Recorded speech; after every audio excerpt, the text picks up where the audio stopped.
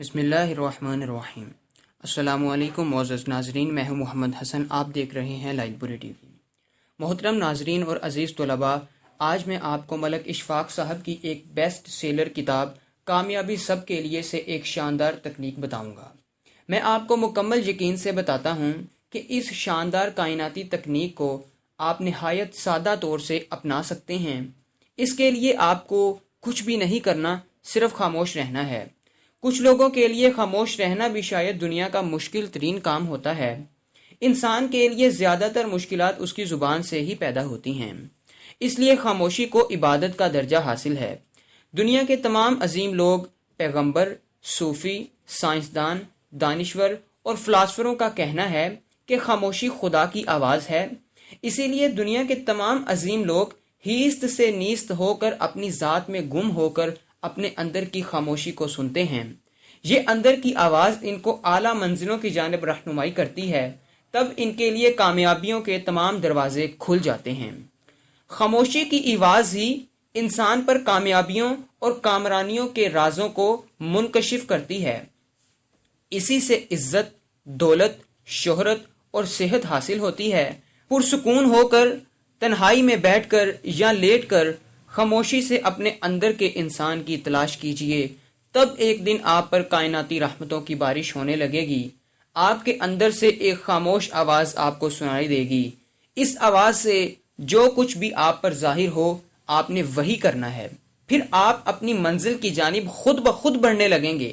آپ کو کامیابی کے لیے جس قسم کی مدد کی ضرورت ہے، وہ بھی آپ کو ملنے لگے گی۔ لوئی وکٹر فرانس کے ایک چھوٹے شہر لیون میں رہتا تھا۔ وہ ایک چھوٹی فرم میں کلرک تھا۔ اس کی تعلیم صرف سکول تک تھی۔ اس کی عمر 30 سال تھی۔ اس کی ایک بیوی اور 2 بچے تھے۔ اس کی تنخواہ بہت کم تھی۔ اس پر بینک کا قرضہ بھی تھا۔ وہ بس زندگی کو گھسیٹ رہا تھا۔ وہ اپنے معصوم بچوں اور بیوی کو سوائے سادہ کھانے کے کچھ بھی نہ دے سکتا تھا۔ اس کا خاندان غربت کی زندگی بسر کر رہا تھا۔ وہ بہت مایوس اور دکھی تھا۔ ایک دن وہ فرم بند ہو گئی اور وہ اچانک بے روزگار ہو گیا۔ اس کے خاندان کی زندگی مزید مشکل ہو گئی۔ ایک دن اس نے اخبار میں اشتہار دیکھا کہ پیرس میں ایک بڑی فرم کو اکاؤنٹس کلرک کی ضرورت تھی۔ اس کی بیوی نے کہا، تم اس ملازمت کے لیے انٹرویو دینے ضرور جاؤ۔ لوئی نے کہا، اتنا بڑا شہر ہے اور وہاں اتنے اعلیٰ تعلیم یافتہ لوگ رہتے ہیں، میں کس کھاتے میں؟ اس کی بیوی نے ایک سہیلی سے کچھ فرانک ادھار لے کر اسے پیرس بھیج دیا۔ رات وہ ایک سستے سے ہوٹل میں ٹھہرا۔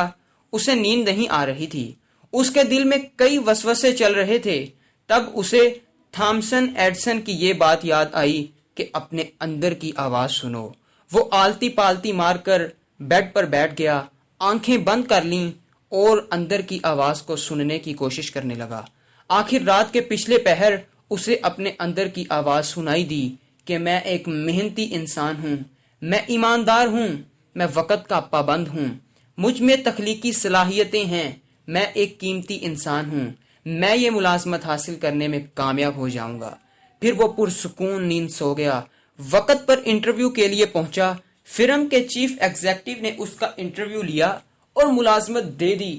چیف ایگزیکٹو نے اس کو اس کی تنخواہ $6000 بتائی۔ اس کو اپنے کانوں پر یقین نہ آیا۔ یہ تنخواہ اس کی پہلی تنخواہ سے 11 گنا زیادہ تھی۔ اس نے خوب محنت کی، اپنی تخلیقی صلاحیتوں کو استعمال کیا۔ پھر وہ ایک دن فرم کا چیف ایگزیکٹو بن گیا۔ یہ خاموشی کے اندر کی آواز کا ایک کرشمہ ہے۔ خاموشی کی آواز کے یہ کرشمے ہوتے رہتے ہیں اور اب بھی ہو رہے ہیں اور ہوتے رہیں گے۔ ناظرین اور عزیز طلباء، آپ بھی اس تکنیک کو ضرور آزمائیں۔ آپ کو حیرت انگیز نتائج حاصل ہوں گے۔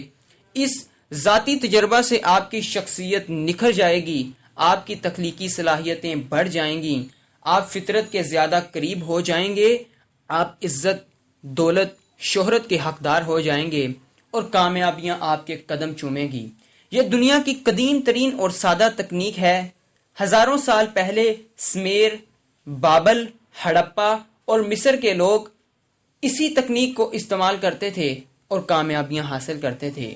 ناظرین اور پیارے طلباء، آپ کے لیے کامیابیوں اور کامرانیوں کے دروازے ہمہ وقت کھلے ہیں.